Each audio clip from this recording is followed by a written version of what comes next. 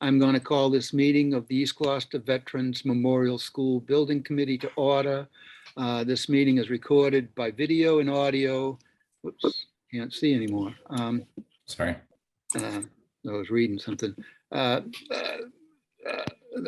In accordance with the governor's orders suspending certain provisions of the open meeting law and banning certain gatherings such as an in-person meeting of the school committee is not possible, of the building committee is not possible. This meeting will be conducted by remote participation.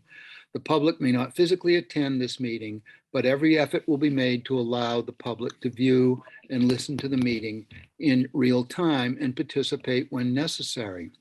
That being said, the school, the city is in the process of trying to bring back in-person meetings. And of course, people have gotten very used to being able to participate from remotely. And so I think they're trying to come up with a hybrid sort of situation where people could still Zoom in or actually attend in person. But that being said, there's some technical issues with that, mainly because of the number of meetings that this city has. We will see what we will wait for further directions on that. So that being said, the first order of business is the approval of minutes for the February 10th, 2022 meeting. Are there any corrections or omissions?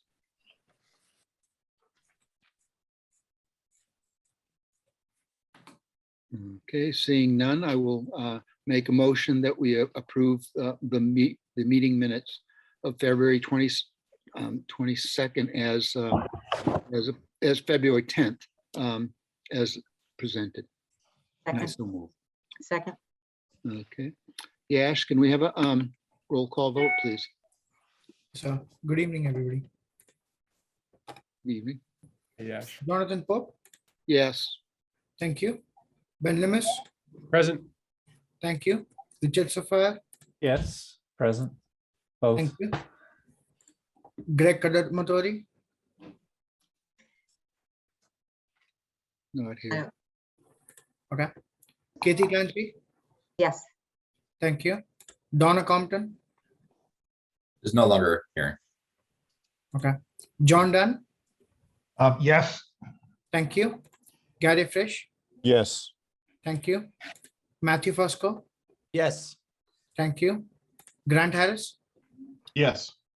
thank you. Joey Lucido, No, he's not here. okay. Jamison Manning, Nope. No. Amy Pascarello, Yes. thank you. Adam Rosell, I hear. Caitlin Unis, He was here. Yeah. She's here. There it goes. Hooray. thank you. Okay, that passes unanimously. Thank you very much. And we'll move on to our invoices for approval. We have 4 invoices. Brian, are you going to walk us through this, or do you want me to? Yep, I can walk us through. We'll do the same thing we did last time. That seemed to be pretty efficient. We'll go Right. through all the invoices and then do an approval for all of them at the end, unless anyone has an objection to that. So you should be able to see, you see the invoice? Yes. Okay, good. So, excuse me, this invoice is for Dorian Whittier for the month of February in the amount of $114,858. The majority of it is for the construction administration on the contract. Dorian Whittier is working on reviewing a ton of submittals. They're very busy with that, as well as coming out to the site and making sure that the project is moving forward in accordance with the documents. There's also an $8,000 charge for geotechnical services. That was to review some settlement monitoring that was being completed still last month. Does anyone have any questions about the Door and Whittier invoice? Nope. Okay. See none? Next, we have a monthly requisition from W2 Rich for the construction work that's been going on at the site. This invoice is an amount of $2,070,933. As every month, this requisition is reviewed by the project team. We sit down in a group together, we go through all the different line items and make any adjustments as needed before signing off on this invoice and bringing it to you here at the committee. So the basic work that's been going on the site has been finishing up the concrete work and getting the steel going. And that's what you're going to see here in these invoices. There's also the overhead costs for the construction manager for W2 Rich. That's presented in here as well. And as we go through the value engineering items and get those finalized, those will be noted on here. And some of the change orders that we incorporated into the GMP are included in here as well. So that's basically it. Does anyone have any questions about W2 Rich's invoice? Okay. Move on to the next one. Next invoice is for CBRE Heary. This is a fixed price monthly billing for construction administration. As you know, we're managing the overall project. Dennis Basidi is on site every day, overseeing the work that's being done to make sure that the project moves forward according to the contract documents, and also constantly looking for ways to save the owner money and also mitigate problems ahead of time before we run into any difficulties. So anyway, standard monthly amount for $60,000. Any questions about the CBRE invoice? Okay. And the final one is for UTS. We've seen the number of these before. These are for testing. Here you can see some concrete testing that's performed on the site. So we call out UTS as necessary. And before we give you this invoice, we go through, as you can see on here, to make sure that everything matches up with what actually happened on site. So UTS's invoice is an amount of $3,780. Are there any questions about that? No? Okay, so here we have the invoices for approval this month. Okay. If there's no further questions, I'll make a motion that we approve the 4 invoices as presented. Door and Whittier's number 34, W.T. Rich Company Requisition 7, CBRE Heary ending 841, and UTS 89,747, a total of $2,249,571, and I so move. Second. Okay. UTS is 98747. You had said 89 instead of 98. Dyslexic kicking in. Okay. Keeping us all honest. Yeah. Anyway, is there any discussion? Okay. Seeing and hearing none. Yes, can we have a roll call vote, please? Jonathan Pope, Yes. thank you. Ben Lemis, Yes. thank you. Richard Safar, Yes. thank you. Katie Clancy, Yes, thank you. John Dunn, Yes. thank you. Gary Fresh, Yes. thank you. Matthew Fusco, Yes. thank you. Grant Harris, Yes. thank you. Amy Pascarello, Yes. thank you. Caitlin Nunes, Yes. thank you. Okay. I think Joe Lucido, I saw him here. Maybe he's not, he's Yep. disappeared again. I think Joe is here too. Oh, yes. Sorry. Yes, I am here. Obviously, I cannot vote. I'd have to abstain. Okay. All right, so it passes 10 in favor and 1 abstention. And we'll move on to our next order of business, which is our monthly updates. And turn it over to Brian. So it's nice when we approve these invoices to know that our project is still tracking on budget. So I'm happy to be able to report that again to you this month.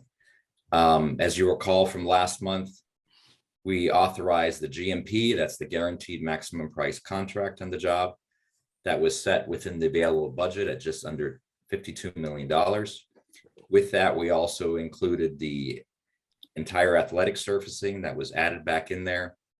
And then we were also able to initiate a PCO for the window seats because we did have some savings on the job. And we're hopeful that that can offset some of those costs. So all of that is very good news. Over the past month, the team continues to work on managing the money as best we can in this very difficult environment, looking for creative ways to reduce the costs. And I wanted to present a little bit more in depth. I mean, it's not incredibly in depth, but a little bit more in depth into the project finances, just so everyone really understands. A lot of times we're using different terms about different budget categories. And I think it's important to really understand how all those things fit together. So I'm going to share my screen here again and walk you through some of this. All of this was in your packet as always, so you can always refer back to those details as well. But let me start here with this. So as I said, the project continues to move forward on budget. So here's our GMP, just under $52 million. Here's where we stand to date. We've spent just over $6 million or almost $7 million in the project. So that's 13% of the overall GMP. Of that, about 12.5% is for the subcontracted work that's been completed. So you'll see that number is slightly lower than the 13%, very small amount, but that's because some of the upfront costs that we have on the job just to get the job going. You know, we need to purchase insurance, bonds, and the like. That's separate from the subcontracted work. So in that GMP, we have a number of costs that got factored into it. You'll see here the column on the left that has all those costs stacked up with the explanations of what those costs are down below. Some of those costs are fixed and some of them are variable. So the next column here, we have our fixed cost. You can see the vast majority of those are the costs associated with the subcontractor work. And then at the top, you can see the fixed cost associated with the construction manager contract. There's also a very small blue line that may not even be visible. That was the fixed cost for the PCO that we added for the window seats. To the right of that here, we can see. Sorry, Brian, just in terms of terms, PCO, is that a change order? What's Yeah, PCO? so PCO is a proposed change order. Yeah, so please, yeah, feel free to interrupt me on any of these things. I'll try to explain, you know, all the acronyms, but if I miss one, I appreciate that, Ben. Let me know. And GMP is guaranteed maximum price? That's correct. Yep. I am learning. This is a school project, right? Not just a school project that's being built, but we're all getting schooled in the process. So here we can see the fixed cost to the variable. So, I mean, it's quite clear that the fixed costs are the vast majority of the contract, but there is still just over 5.5% of variable costs. And that might not seem like a lot, but it will have a major impact on the overall project financials and whether we're able to stay within the budget or not. So those variable costs are broken down into these categories here on the right. I'm going to go through the definitions of these in a minute, but you can see approximately how much we have in each of these. And all of these that are represented here are currently in the GMP, except this one, PCOs, so proposed change orders that were not part of the GMP. That's the very light, just to make sure you can see that. It's a very light gray line in there. And those are costs that come up because a subcontractor might say, well, you know, that's not something that was in the contract, but most of them are conditions that we run into on the site. So one example of one of the conditions is, you know, as we were digging in the ground, we encountered major boulders, which maybe is not surprising for, you know, the Gloucester area, but it's hard to know what's underneath the ground. So those boulders need to be broken up and taken away, although we were able to save some of them for reuse on the project as well. So that's where some of those costs come from. So here are the definitions. And like I said, all of these things are in your package. So if anyone wants to do a little homework, they can go through and familiarize themselves with what these terms mean. VE holds, the VE is the value engineering. That's the process we went through to make some adjustments to the project to enable us to meet the budgetary constraints. So these are holds that were placed in the guaranteed maximum price contract. We're in the process of executing those now with the subcontractors, meaning that the scope of the work is being finalized and agreements are reached with the subcontractors as to the exact contract adjustment price. And once we have those finalized, they get incorporated as a final item into the GMP. PCOs, as we said, proposed change orders. We said we have some that were not in the GMP. Those are upcoming contract adjustments. And they could be either adding money to the job or taking money away. So it doesn't just go one direction. We might determine that we can reduce some of the work out on the job and save some money that way.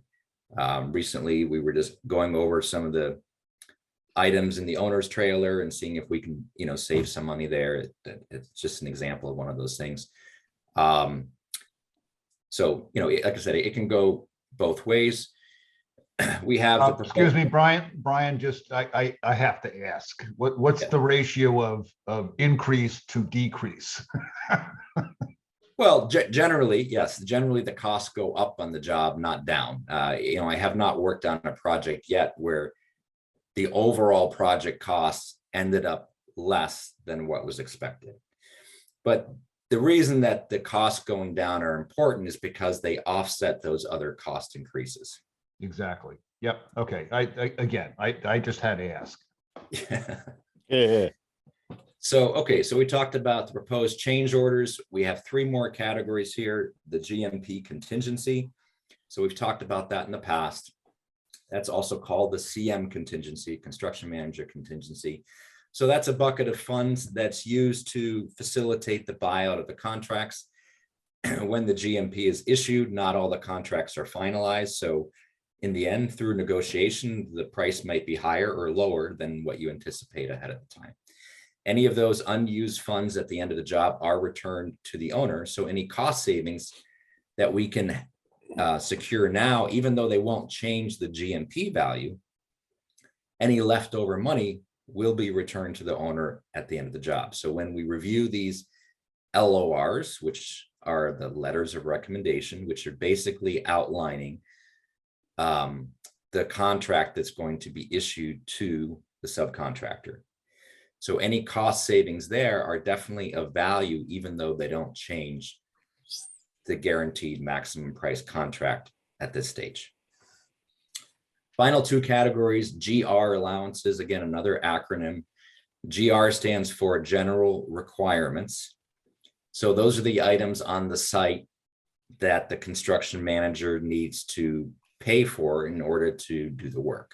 So some examples of that are snow removal, like we just had recently, police details and other items. And then the final category, GMP allowances. So those are things that we know about ahead of time that are part of the work, but they haven't been assigned to any of the subcontractors, and that can happen for a number of reasons.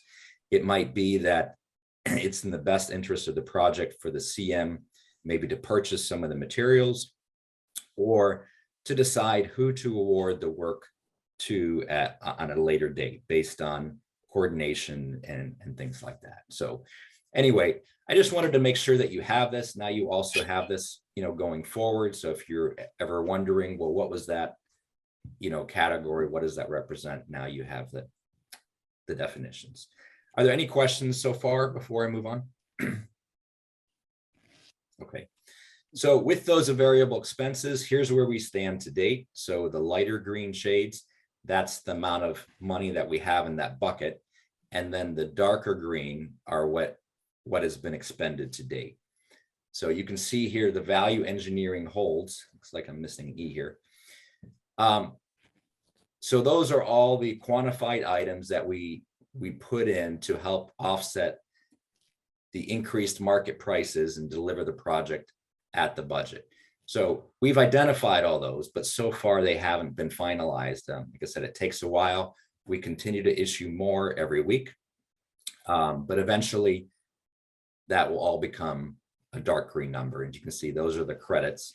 So that's why it's going to the left rather than to the right. So everything I've discussed so far has been for construction costs, but that's not the whole picture on the financial picture of the project. So you'll see here this very bright green ring. Those are the construction costs. But in addition to that, of course, we have design fees. We have owner's project management fees, because I also like to get paid. And we have some owner costs. The owner costs, they include like the fixtures and finish and furniture on the job. They include surveying. They include some of the testing that were done, and other things like that. So those are what we call soft costs. And then we have two contingency buckets. So the contingencies, that's the overrun, or the space for the overrun, if there is some. So we have one construction contingency. So that's here to fuel any increased cost during construction. And then the owner's contingency is here to fuel increased costs on these other items. Any questions about that? Okay. And then finally, here's where we stand to date. So you see this dark greenish color. Those are all the funds that have been committed. The contingency funds that we just went over, that's that little part here, that's the reserve. And then here's how much we've spent to date. So hopefully that was helpful to get a grasp of what, what's going on in the project and explanation of some of these items. Thank you. That was helpful. Good. Okay. Thank you, Brian. Very helpful. So that's the budget. Moving on to the schedule.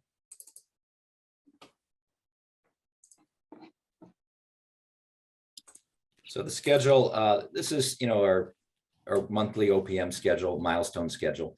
There's not a ton of stuff to touch on here, but the project continues to track very close to the schedule as indicated.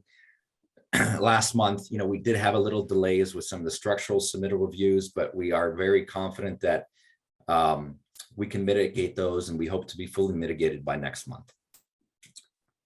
Our work has continued on evaluating the bids, the subcontractor bids. We still need to issue a few more contracts for some of the remaining work items, and also completing the administrative requirements, that you need to do, all the paperwork items with those types of things. Construction wise, foundations are pretty much complete. There's a few small items that need to be still touched up. Steel work is moving on very quickly. The workers are making good progress. And we also got our full building permit. So that completes the permitting for the construction project. And I'm going to turn it over to W.T. Rich in a little bit, and they can talk in more detail about the construction work that's going on the site. But I also wanted to touch on, I guess, like every month, what's happening in the community. So our community interaction has generally been good. Recently, there were some concerns about traffic, with some of the deliveries. Last Friday, there was a semi that it was reported that had some trouble maybe leaving the site. And semi deliveries can be very difficult in an urban environment, but they are part of daily life in the city. They happen not only on construction sites, but also for retail and industry as well. To date, we've had close to 50, I would say about 50 successful semi deliveries without incident, other than, the one that was mentioned, the complaint. Even today, I was out there on site and I witnessed a few semis leaving Webster Street, making that turn back onto Eastern Avenue, and they didn't have any difficulties and there were no issues with the traffic. So we are following up on that reported complaint from last Friday to ensure we're doing all we can to mitigate neighborhood disturbances and be a good neighbor to the local residents. But we definitely feel good that we shouldn't have much problem with this stuff going forward, as we also haven't had much problem with it in the past. Brian, I just want to chime in. Thank you for bringing this up. First of all, very important that we are, good neighbors. I actually spoke to the neighbor today, this afternoon, or actually this morning, I guess it was. Very, very helpful because we are having trouble. Let me just describe this. The concern was communicated to us through Councilor Scott Memhard, which is very helpful, but we were having trouble tracking down exactly what happened because the folks on the construction team and the project management team weren't aware of it. It was a case where, and so eventually Mr. Memhard was very helpful in connecting me with the individual who made the claim. I'm being private. I'm not explaining who she is, who the person is, because I didn't ask her permission to share her name. So I want to respect her privacy. But she was very, very helpful in explaining what happened. And so I haven't had a chance to report that back, but just in summary, a semi that had a piece of equipment, not steel, but a land mover, a backhoe, something, something quite large, was turning on from Eastern Avenue, turning right onto Webster, and couldn't make the turn properly, needed to back up to then make the turn, and then couldn't easily because there's traffic there, like there normally is, right? Ultimately, someone from the construction project came down and helped out that truck, and they were able to go on their way. But since then, in relation to this, this one concern that we've heard, a specific concern, have talked to DPW. I've talked to Councilor Memhard. I followed up with these after talking to our project team. Also talked to the chief of police as well, and then followed up with the individual. By all accounts, what Brian has said is quite accurate. First of all, that for better or for worse, in a working city like Gloucester, there are lots of deliveries all over the city and truck traffic. What is expected and normal is what we're doing here, which is when they're on-site deliveries on a construction project, there are never police details, which is one request that's been made by a couple of people, or inquiries, I should say, people that there should be. When there are on-street deliveries for construction project, occasionally you have a police detail, but more often you'll have a cruiser come by to help out, or the construction team help out while that's happening to direct traffic. So we're a couple things.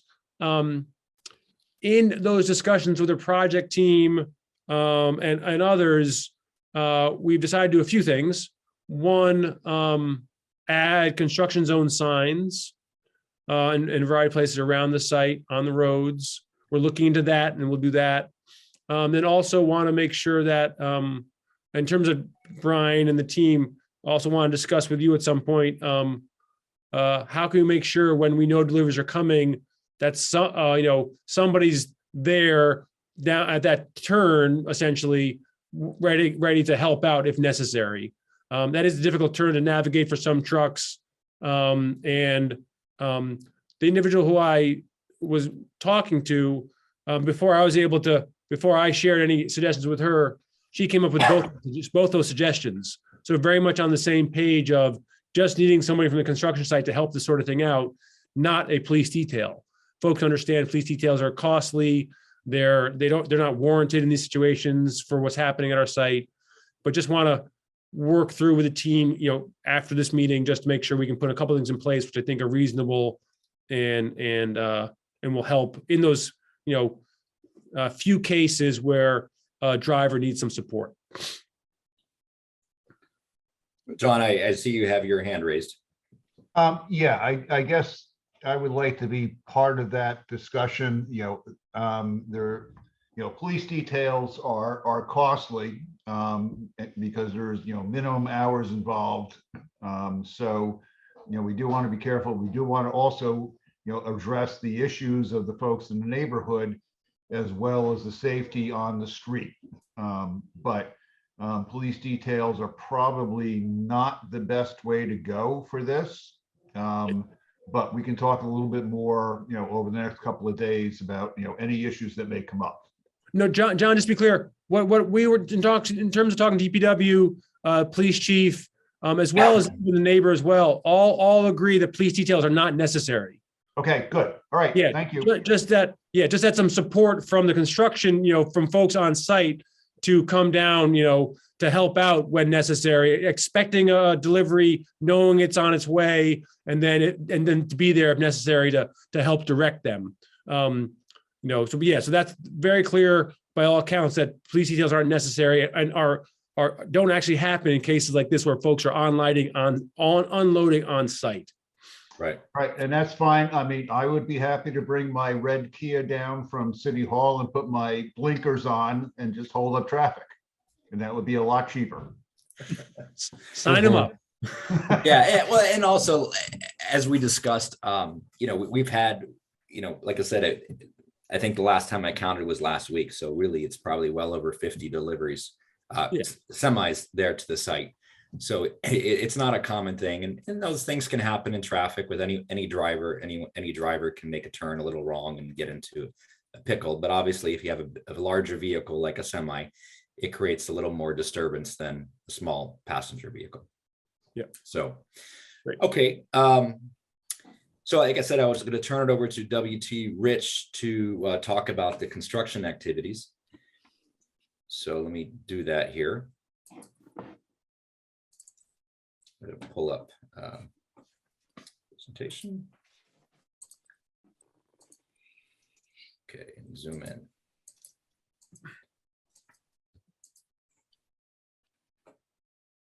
I'm not sure who's going to do this. Alex, Tom, or John. I've got it, Brian. Okay, great. So, this graphic's got a little bit of information on it. I won't spend too much time on it, but this is typically how we run our, our weekly meetings, not only with the owner, but with the subcontractor as well. Kind of outlining our next 3 or 4 weeks schedule wise. So it is pretty tough to see, but generally speaking, site work's ongoing. They're kind of messing around with some of the exterior or perimeter drainage, getting that stuff going before we really get into the undergrounds of the MEPs within the building. So they've got some busy work on the outside, I should say, surrounding the site. They're also installing a retaining wall on the east side and the west side of the site as well. So those will help kind of enable the site even more and get it a little bit more stabilized. Concrete's in pretty good shape. We're pretty much wrapped up with all the foundational work at this point. We do have them on call, getting ready and prepped for slabs on deck, which are scheduled to begin at the end of March. So the way we have it now, that A building, which is being built now, the second floor will get poured, third floor will get poured with the roof as well. And then they'll drop down to the first floor, the ground floor, after the underground MEP stuff is installed. So I want to mention, Sorry. that Is that the same sequence that you were describing? that's the steel erection sequence, but Right. I can get into that now. So, generally speaking, I did want to give kind of kudos to the guys on site. They've lost about 5 to 6 days due to weather over the course of the past month and a half. So, although they've lost that time due to weather, we're right on schedule in terms of getting the steel done for A building in particular, and then getting those pours going as well. So we've been able to manage it quite nicely, on site, mitigating any weather, adverse weather that we've had on site to make sure that we're maintaining schedule. So for those of you that haven't driven by recently, you'll see that last section and kind of the teal blue in the upper right is being finalized now. And then they're going to get right over to B building, which is the remainder of the building starting next week. So like I said, we're in really good shape with steel erection. And then they'll get into more finite detailing in A building while moving over to B building to start installing columns and beams as well. So we've just put together some progress photos. We are implementing a sort of monthly drone video. I'm not sure if that was the intent to share it tonight, but it really does give a good sense of where things are at from the air. Obviously, you get a good perspective of everything from that height above. So these are just some ground photos of the steel erection going on, as you guys have probably seen driving by the site. So that colored plan that we showed earlier, you can kind of see how it's come to fruition in terms of those sequences 1 through 9. And then I mentioned the retaining wall being built as well. That's on the right side. That's along the east side of the site.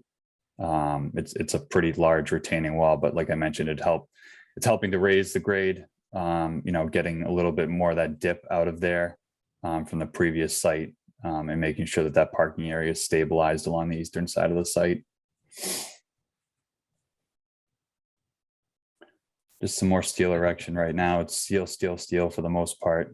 And like I said, that retaining wall photo on the right again. All right. Any questions?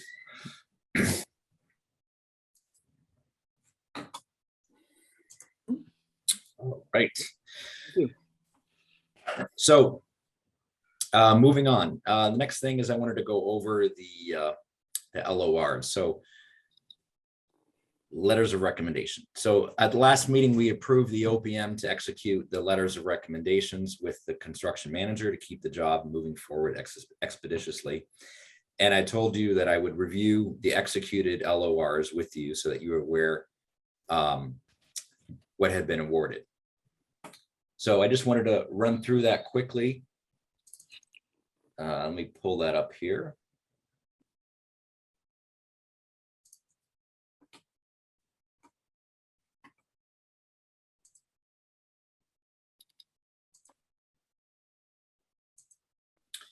Okay, so this is one of them, just to familiarize yourself again with this process. So this has to do with awarding part of the work to a certain subcontractor and the terms of that contract. So these are pretty lengthy documents. You'll see this one here is 42 pages long. So it's a lengthy process to go through all of those. There are a number of meetings with the different subcontractors first before these are finalized, and WT Rich does the final negotiations with them. You'll see here in the letter of recommendation that WT Rich has indicated, all these different subcontractors that were being considered, and then who the final recommendation is for. In this particular case, there was a cost savings comparative budget, which is always great, and identifies the scope of the work and such.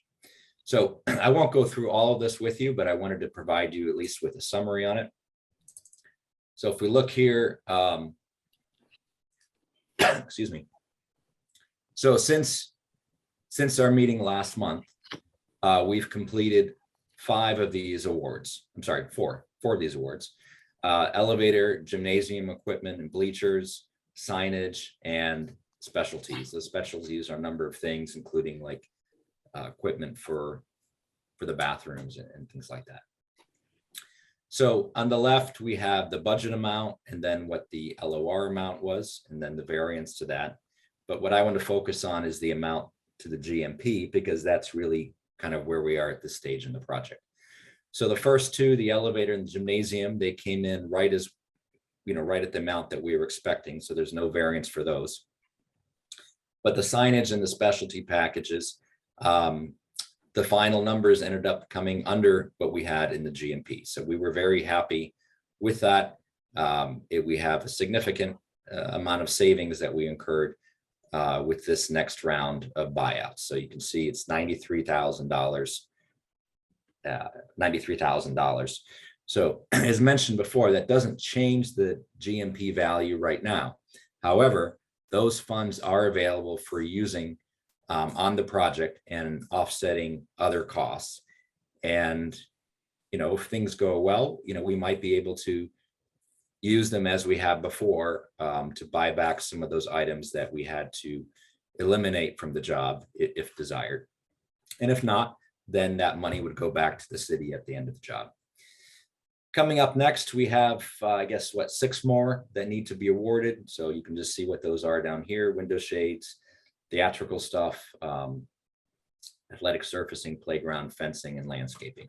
And some of those are already underway. They're just not finalized at this point. Does anyone have any questions about those executed LORs? Okay. So let me move on from that. The next item then on the agenda is I wanted to talk about, let's see, go to the right folder here, the reporting that we're doing. So there's a significant amount of reporting that is done on behalf of the owner throughout the job.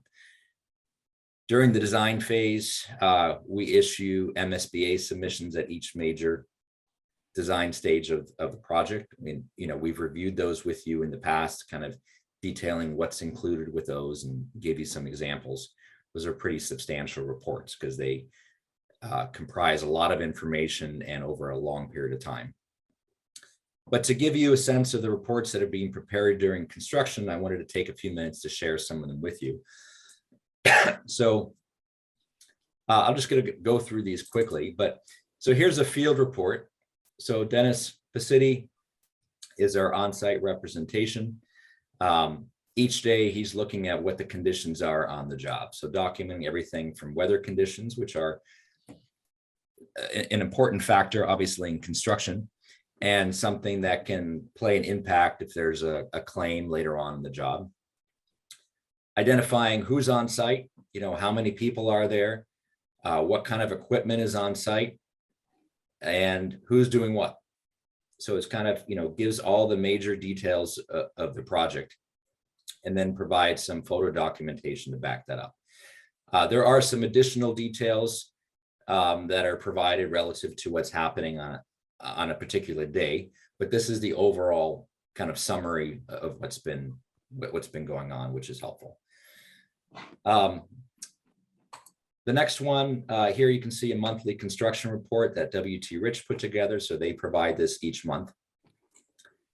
This has both financial, schedule, and construction progress information in it. So I'm not going to go through all the details, but here you can see some information about the contract as we just went over, as well as some of the awards. You can see here about RFIs. So RFIs, again, with these acronyms, those are requests for information. So a subcontractor might have a request based on the work that they're supposed to execute that gets initiated and sent to the architect to answer their questions. So those are all tracked. And then, areas related to the schedule, milestone, some pictures, and then a very important part is their construction schedule, which is here at the end. And then here also you have like some of the submittals. So again, I was saying that Doran Whittier has been working very hard to review and approve these submittals. So these are all the materials that are going to be used on the job have to be reviewed before they're ordered and show up. So all those things need to be tracked. So this is the same report, just in a kind of, one's an abridged version. And then here, this is the report that we send to MSBA. It's a little small here, so I'll zoom in. So we provide this report for all the main parties on the job. So we report on what we ourselves are doing on the job as the OPM. There's contract and payment information. Same thing happens for the designer or the architect. How are things proceeding? because obviously the MSBA has a very big hand in this financially, and they want to make sure that the project is proceeding successfully. And if there are any issues, they need to know about them. And we also have reports then on the general contractor on the job, details of what are happening. So again, these are all in your packet so you can review them. I included a sampling so you could get to see it sort of at different stages, so they weren't all from exactly at the same time.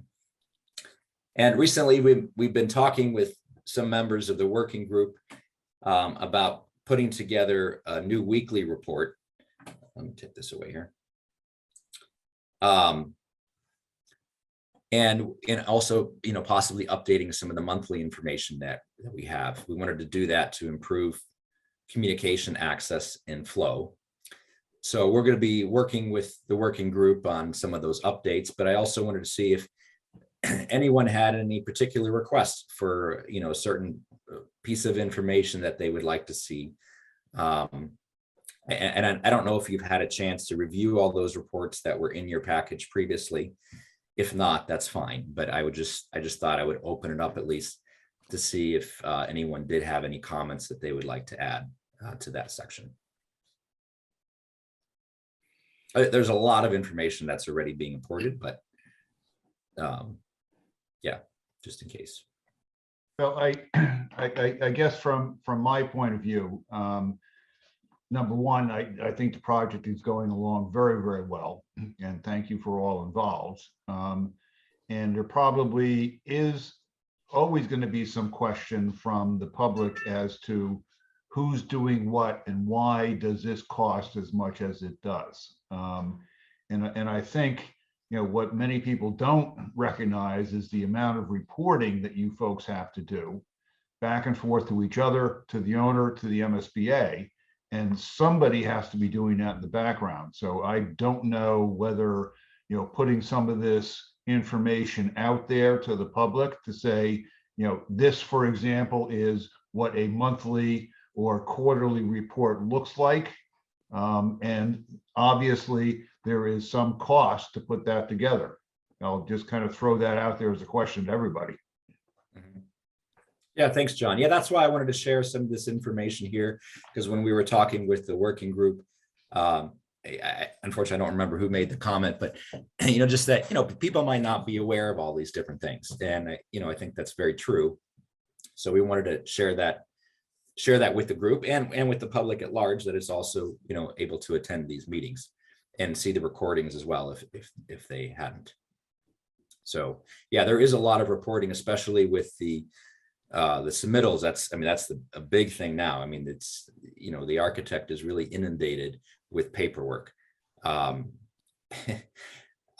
hate to say so, but there's stuff happening weekends, 11 o'clock at night, trying to get the stuff done in a timely fashion, because we have to get these approvals in order to get the materials ordered, because of the long lead times that have really impacted us from all these COVID shutdowns and all the other things that are going on in the world.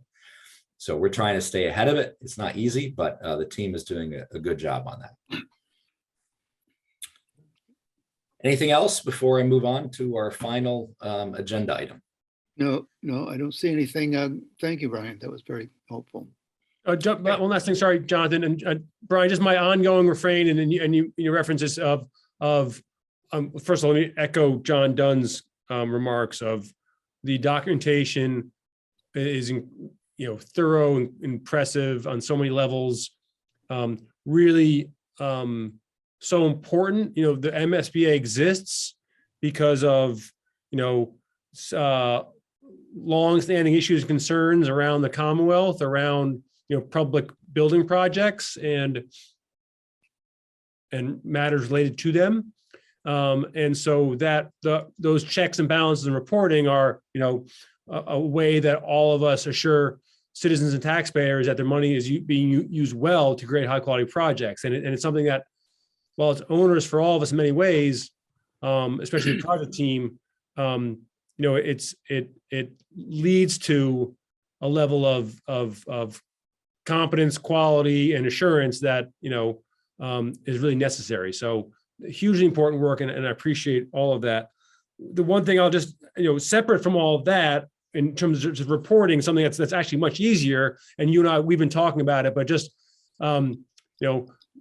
boiling down, so we have a very easy to understand for the layperson communication. We can post easily and distribute easily, just about current work, upcoming schedule, that sort of stuff. So let's continue to work on that. And but that is, in terms of reporting, by far the easiest thing we'll do. And much different than what you've shared tonight. So thank you. Yeah. And I'm glad you brought that up, Ben. I mean, we're all taxpayers, right? Whether we live in Gloucester or not. Like, not everyone on the project team lives in Gloucester. A lot of people do, but we're all taxpayers, and all of us want our money to go to the right causes and not to be wasted.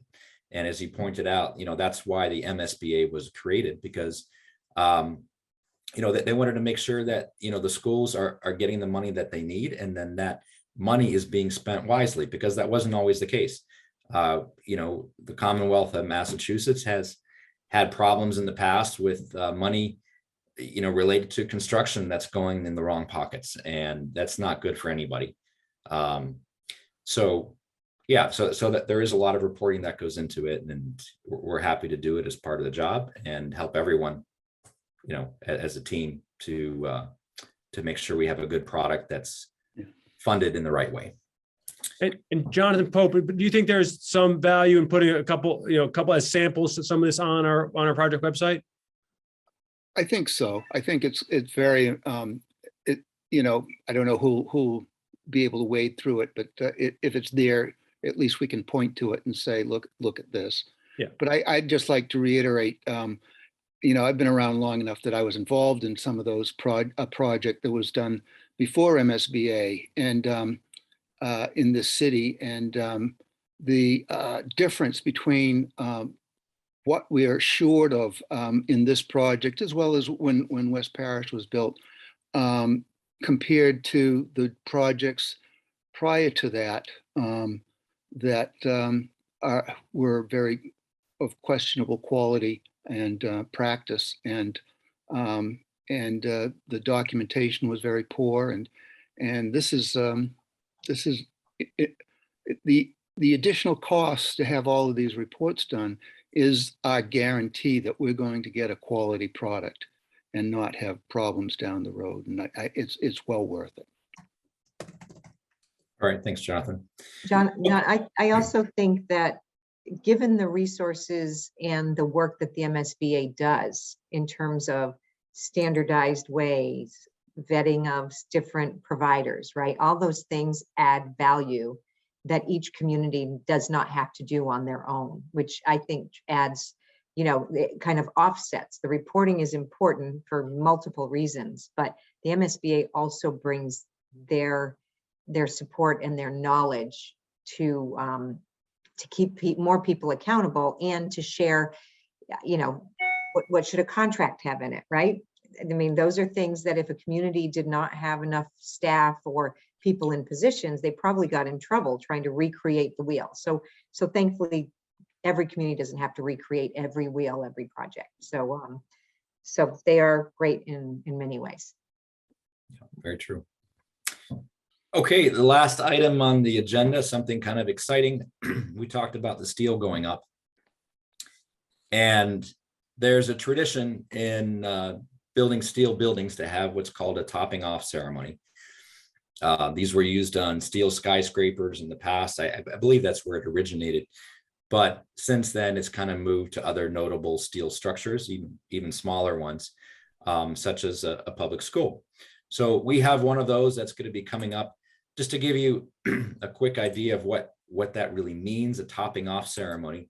I have a picture here from a different project, obviously, because we're not here in East Gloucester yet, but you can see this. This is the final steel beam that's being hoisted into place to complete the steel work. And as a tradition, you'll have people that will sign the beam. Sometimes there's an evergreen that's also included into that. And it's kind of a ceremony that we go through to celebrate that final completion of the building taking form. So this has been scheduled for the 8th of April. The school is going to be having a little ceremony that with the children signing the beam and, it's all still in the planning stages, but I don't know, Ben, do you want to talk a little bit about what's in store? I don't know if you've had a chance to develop that yet, or it's still kind of in progress, but. Sure. I've been working with Amy and Matt on this. Amy and Matt, it's okay if I give a quick summary? Sure. All right. So we're gonna have two groups, two primary groups take part in signing the beam. The first, Amy and Matt are already working with their staff on integration of practices and also people. And so we're going to take another step in that important process. March 23rd, the staff from both buildings will come together in the afternoon to sign the beam. 22nd. 22nd. Sorry, Tuesday, March 22nd. Thank you very much. And then on April 8th, which is actually the day of the topping off, second graders. You'll remember we had third graders from both buildings come together for the groundbreaking. Now we'll take the next oldest group that will be there when the building opens, the second graders from both schools, and they'll come over and sign the beam on the day of April 8th when the topping off ceremony is done, and they'll be there for the raising of the beam and that sort of thing. We haven't gotten to planning what else happens on that day for the ceremony, who else might be invited, but those at this point are the two most important groups to include the staff and the students. So as well as the principals, of course. So that's what we have. But I don't matter, Amy, if you want to add in, but we think that's going to be pretty fun. Great, thank you, Ben. Any other comments on that? That's our last item for today. So, Brent, WTH wanted to share their drone video. So they have a drone video for the site. Yeah, okay. great. And that's been edited, Michelle or Tom, right? As I can't answer the editing part of it. I know that we looked and there was option 3, which seemed appropriate, but I don't know. I haven't seen. I think this is the last one. And we went So in, that. Go ahead, Tom. Sorry. we went ahead and reshot it without the neighbors. Okay. All right, then that's good. If you want to show it, we can show it. I didn't Yeah. know if you wanted it for this meeting or not. Yeah, let's see it. you see a clip would be great if you can put it together. So who can pull it up? I got it. Okay. Post disabled screen sharing.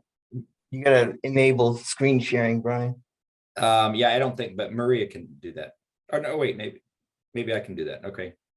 You're all set. Okay.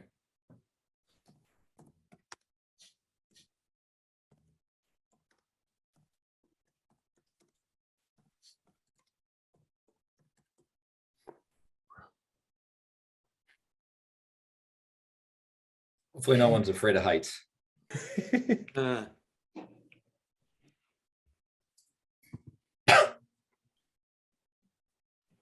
you can see the footprint of the B building. And then the steel almost finished on the A part of the building. See the lay down areas for the materials. Drainage work that's happening up in the upper right-hand corner.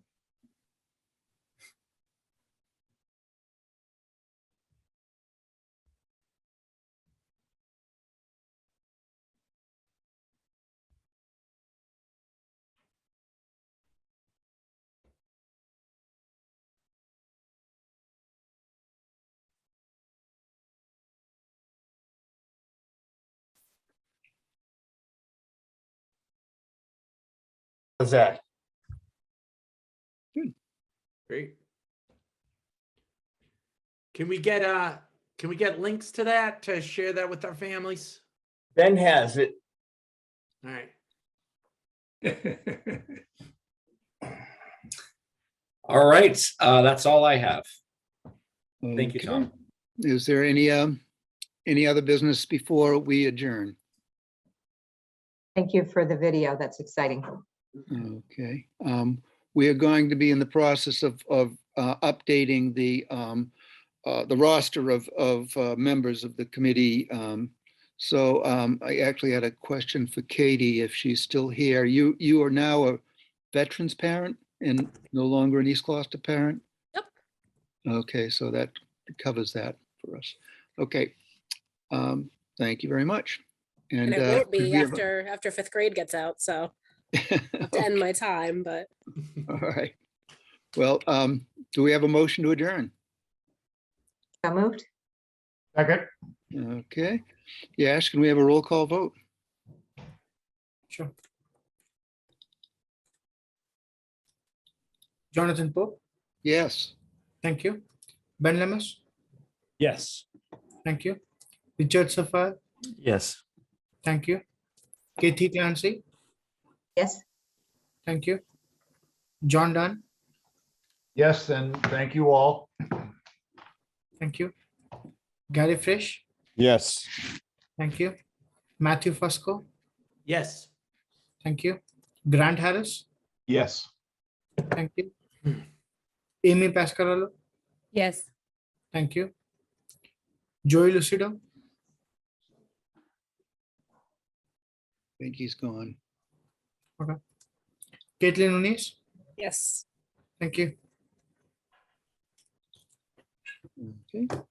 All right, and that's unanimous. And this meeting is adjourned. And thank you all very much. And enjoy the weekend and the coming weeks and the See you spring next like month. weather. Yep. Spring like weather. Thank you, Jonathan. Thank you, everybody. Okay. Good night. Good night.